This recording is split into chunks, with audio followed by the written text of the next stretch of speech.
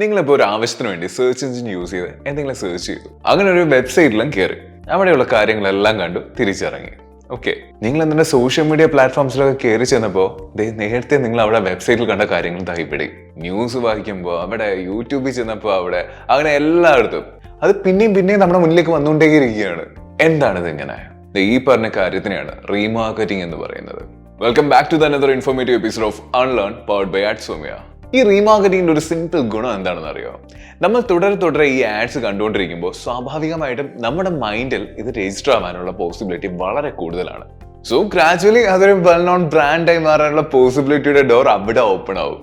കാരണം നമ്മൾ എപ്പോഴും കണ്ടുകൊണ്ടിരിക്കുകയാണ്, നമ്മുടെ മൈൻഡിൽ അത് വന്നുകൊണ്ടിരിക്കുകയാണ്, നമുക്കത് ഫെമിലിയർ ആയിക്കൊണ്ടിരിക്കുകയാണ്. റീമാർക്കറ്റിംഗിനെ നമ്മൾ റീടാർഗറ്റിംഗ് എന്ന് വിളിക്കാറുണ്ട് and can dramatically increase your conversion rate. ഇനി ഈ റീമാർക്കറ്റിംഗ് പരിപാടികൾ എങ്ങനെയാണ് വർക്ക് ചെയ്യുന്നതെന്ന് അറിയാമോ? ഇപ്പൊ നിങ്ങൾ ഒരു ഗൂഗിൾ അഡ്വർടൈസിംഗ് ചെയ്തെന്ന് വിചാരിക്കുക. നിങ്ങൾ അതിനുശേഷം ചെയ്യേണ്ടത് മറ്റൊന്നുമല്ല, add a piece of Google remarketing card to your website so that visitors can get added to your remarketing audience through browser cookies. പിന്നെ കോഡിന്റെ കാര്യം പറഞ്ഞില്ലേ, വെറുതെ കോഡ് എന്നല്ല കേട്ടോ പറയുന്നത്, അതിന് ടാഗ്സ് അല്ലെങ്കിൽ പിക്സൽ എന്നൊക്കെ വിളിക്കാം. And I need to tell you that don't forget this, you can customize the code for different pages to correspond to more defined categories. നമ്മുടെ വെബ്സൈറ്റിൽ വിസിറ്റ് ചെയ്ത ആളുകളെ അവർ ഏതൊക്കെ സൈറ്റ്സിൽ പിന്നെ കയറി ഇറങ്ങി എന്ന് പറഞ്ഞു കഴിഞ്ഞാലും റീമാർക്കറ്റിംഗ് ത്രൂ നമ്മൾ ക്രിയേറ്റ് ചെയ്ത ഗൂഗിൾ ആഡ് അവർക്ക് പിന്നെയും ഡിസ്പ്ലേ ചെയ്തുകൊണ്ടിരിക്കും, അല്ലെങ്കിൽ അത് പിന്നെയും അവരെ കാണിക്കാൻ പറ്റും. അപ്പൊ പിന്നെ അവരുടെ മൈൻഡിൽ നമ്മളിലേക്ക് ഒരു ഡൈവേർഷൻ, ഒരു ഡൈവേർട്ടിംഗ് പവർ ഉണ്ടാക്കും.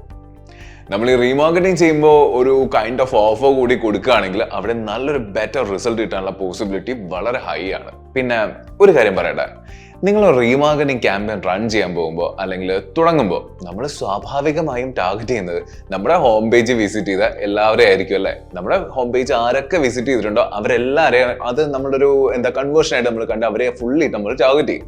പക്ഷെ ഒരിക്കലും അങ്ങനെ ചെയ്യരുത്. കാരണം എന്താണെന്നറിയോ? അത് നിങ്ങളുടെ റീമാർക്കറ്റിംഗ് കോസ്റ്റ് കൂട്ടും. അതുപോലെ തന്നെ വലിയ പ്രയോജനമൊന്നും അതുകൊണ്ട് ഉണ്ടാവാനും പോകുന്നില്ല. So by targeting narrowly you can increase your relevancy and lower your cost per click. അപ്പോൾ ഇതുപോലുള്ള മോർ ഇൻഫോർമേറ്റീവ് ഇൻഫർമേഷൻസിന് വേണ്ടി നിങ്ങൾ ഇതുവരെ നമ്മുടെ യൂട്യൂബ് ചാനൽ സബ്സ്ക്രൈബ് ചെയ്തില്ലെങ്കിൽ do subscribe and follow Instagram page. We'll meet again with another informative video. Till then, it's me Shantila signing off. Thank you so much for watching.